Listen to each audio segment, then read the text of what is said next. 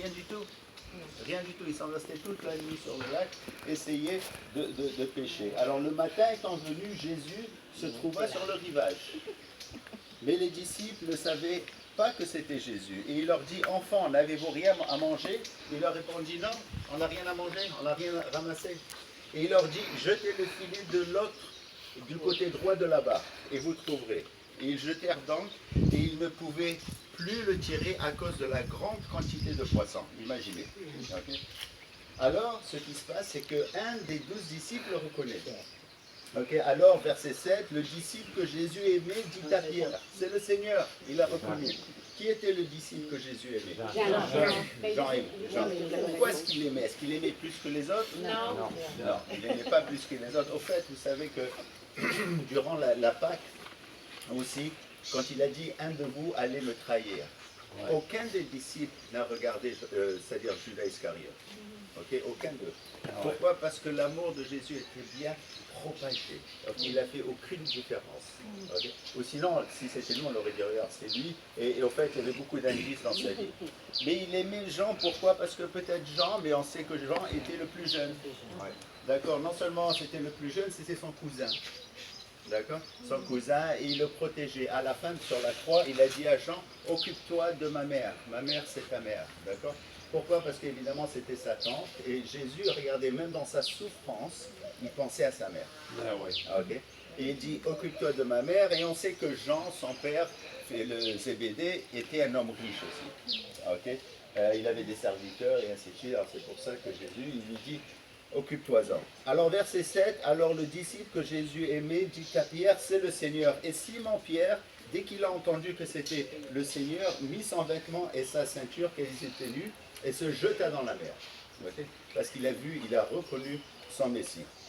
Et les autres disciples vinrent avec la barque, tirant le filet plein de poissons, car ils s'étaient éloignés de terre et à environ 200 coudées.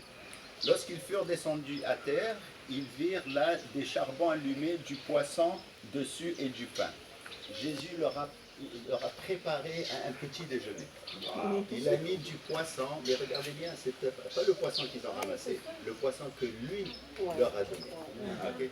Alors là, c'était déjà une leçon incroyable. Comme s'il allait leur dire, allez-y, faites le travail du Seigneur, moi je m'occupe du reste. Et c'est un peu, ça parle à tous ceux qui veulent faire le ministère du Seigneur. Dieu va pourvoir. Il faut avoir cette foi et Dieu pourvoit. Okay, ceux qui sont dans les ministères, s'ils sont dans les ministères depuis un bout de temps, vont vous le dire, au fait, vont témoigner de ça.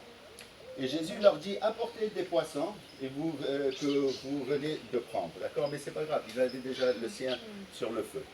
Alors Simon-Pierre monta dans la barque et tira à terre le filet plein de 153 poissons. D'accord? Quoi qu'il en eût tant, le filet ne se remplit point. Okay? Pourquoi 153? Parce qu'il y avait 153. Mais écoutez, je cherche toujours la signification de ce 153. Moi j'en connais une. Ouais, vas-y, dis-moi. Il y a cette branche nous dérange. Ah.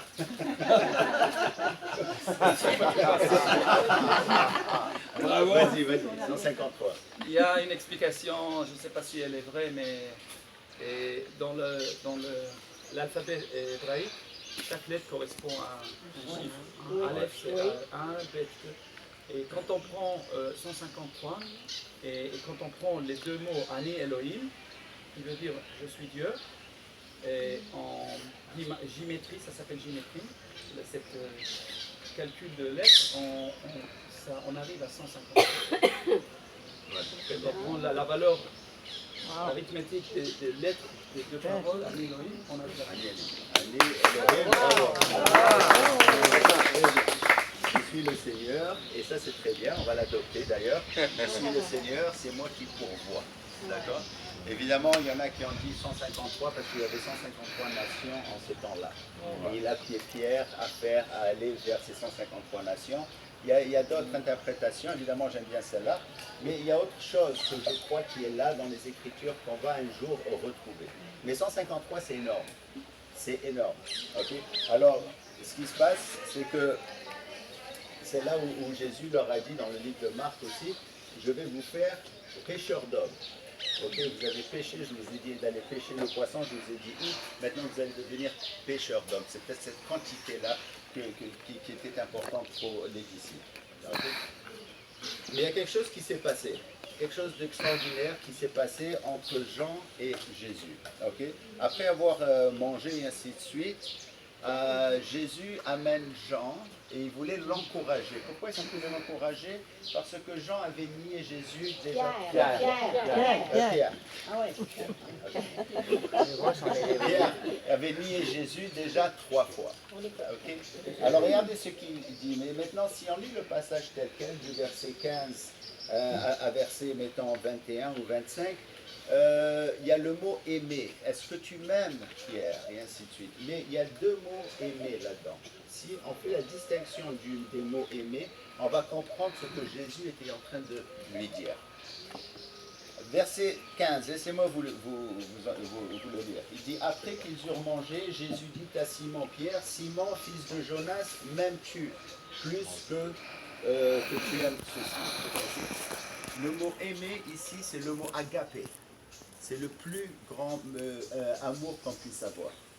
Et ici, il lui répondit, oui Seigneur, tu sais que je t'aime. Mais ce n'est pas le même mot agapé, c'est le mot philéo.